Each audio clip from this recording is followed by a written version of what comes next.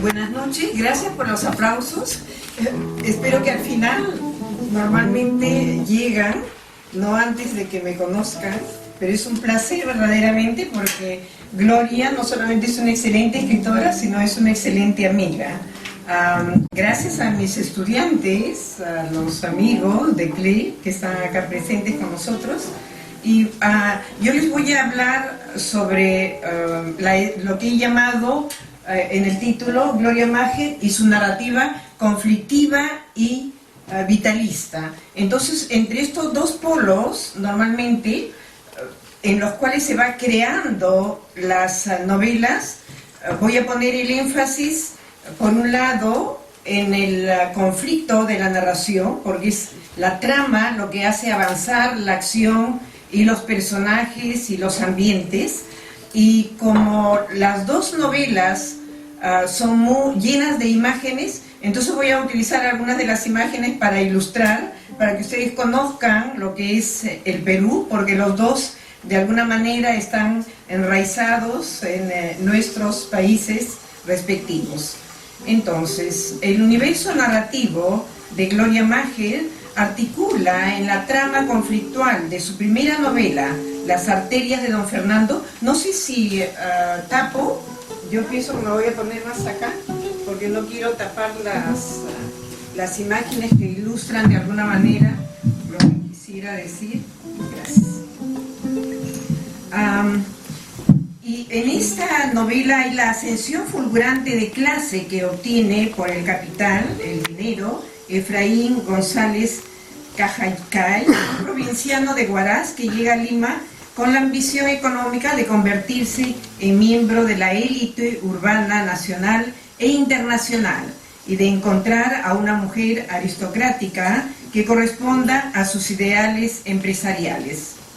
Entonces, ¿de qué manera Maher agencia las relaciones complejas entre clase, etnia y género en la consecución de los deseos del protagonista para saborear cierto poder en un Perú fuertemente jerarquizado desde la conquista española por el estatuto social, la pigmentación racial y la sexualidad masculina?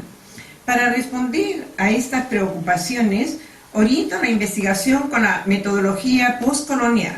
Voy a dar interesante justamente, es que uno de los ideólogos peruanos, gran intelectual, Aníbal Quijano, que ha cambiado la manera como se entienden estas relaciones, expresa claramente, y acá lo tienen ustedes copiado, porque dice que el concepto de la raza fue creado en ese momento. Antes no se sabía que unos eran negros, que los otros eran chinos, pero a partir del momento del proceso de la colonización se instaura este concepto y se comienza justamente a denegar, ¿no?, las características que tienen las etnias en el mundo. Y por eso dice, es un constructo mental que es producido en el momento mismo en que comienza la violencia de la conquista, la destrucción de una de las más extraordinarias experiencias históricas del Homo sapiens y que tuvo lugar en este territorio que llamamos ahora América Latina,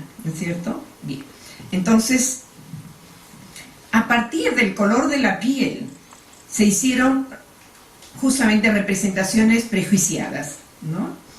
¿Y qué es lo que pasa en la novela?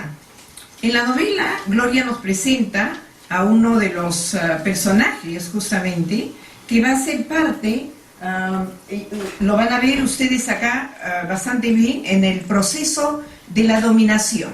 Entonces, donde vive él, que es en el norte de Perú, una provincia andina que se llama Huaraz, Ancash, ¿no? Él viene de ahí y es un pastor indígena. Y los familiares del entorno de alguna manera lo apoyan, y luego una de las tías, que se hace llamar tía y que después vamos a descubrir que en realidad no lo es, apoya para que él comience a instruirse porque se da cuenta que es un chico súper inteligente. Y él no quiere vivir en este mundo andino, quiere irse a la capital. Entonces, en este cuadro ustedes ven justamente cómo se realiza este proceso de pasaje, ¿no?, de la sierra hacia la costa. pero para irse normalmente va a acudir al robo.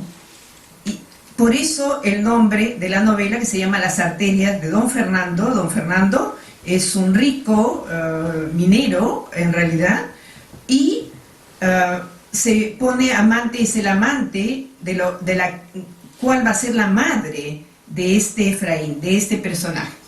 Entonces, ¿cómo se realiza este proceso de dominación? Él normalmente se siente disminuido porque es indígena, entonces no le gusta ser indígena, quiere ir a la capital a cambiarse, a vestirse como los criollos, a hablar como los blanquitos, dice, y se ríe de ellos, ¿no? Pero también en el fondo comienza a adoptar una doble personalidad, y es este el hilo conductor en realidad del personaje, cómo se arma este personaje alrededor de la novela, ¿no? Entonces todos los elementos que están inscritos acá normalmente, ¿no? El trabajo va a ascender porque es un tipo inteligente, ¿no? Rápidamente. Bueno, con la profesión que tiene y la industria del cemento, va a comenzar a tomar una parte activa al desarrollo del capitalismo dentro de la ciudad de Lima, la capital primero, después en las provincias, y luego después comienza a expandirse. ¿Cómo se expanden normalmente las compañías capitalistas? Y él hace exactamente lo mismo, ¿no? Porque tiene el trabajo, es un hombre abnegado, trabajador, ¿no? O sea, hay que darle eso, pero justamente va a ir cambiando todos esos elementos que han hecho de él un ser andino, ¿no? Y entonces se va a ir despojando poco a poco de sus costumbres, de la naturaleza, de la ecología, todo lo que el medio en el cual había vivido, él se va a ir rechazando, ¿no? Y tienen entonces ahí por eso la naturaleza y la subjetividad. Entonces, y por supuesto, sin conflicto en la novela no hay novela, ¿cierto? Entonces, ese va a ser uno de los elementos fundamentales de Efraín.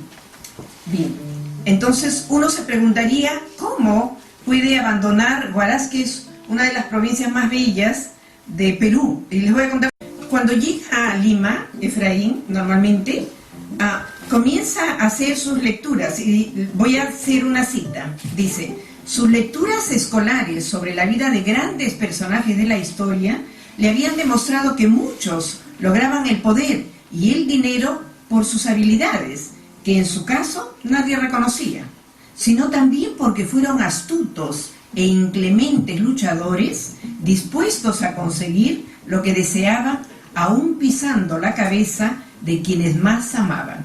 Y es lo que va a pasarle a él también. Y como él también se consideraba un luchador dispuesto a vencer el infortunio con su audacia e inteligencia, concluyó con lo hecho pecho, y que estaba muy bien aprovechar esta oportunidad para ser rico, o sea, para ser feliz. Entonces ustedes acá es evidente que lo que se dan cuenta es cómo él va invirtiendo los valores. La felicidad para él es igual a ser rico. Entonces, si no eres rico, vas a ser infeliz. Bueno, toda esta maniobra, estas dualidades y polaridades hacen de él un ser verdaderamente polar, ¿no? Que va entre un elemento y otro. Bien, entonces, lo que decimos de este personaje es que su retórica normalmente tiene una mentalidad colonizada y también una actitud cínica que trastoca los valores éticos en una serie de isotopías, de campos semánticos que connotan su manera de elevarse y modernizándose, ¿no? Y dice, entonces el nudo mayor del conflicto narrativo se presenta en la primera parte de la novela, pero nosotros, los lectores, deberemos recorrer la trama de los 7 capítulos para saber cómo Efraín manipula no solamente las normas sociales, financieras y culturales, sino también las reglas familiares y a sus seres queridos por utilidad, pisoteando los lazos afectivos. Y esto es lo que hace como la fuerza, la intensidad de la novela, ¿no? Entonces los invito verdaderamente a leerla. Yo solamente quisiera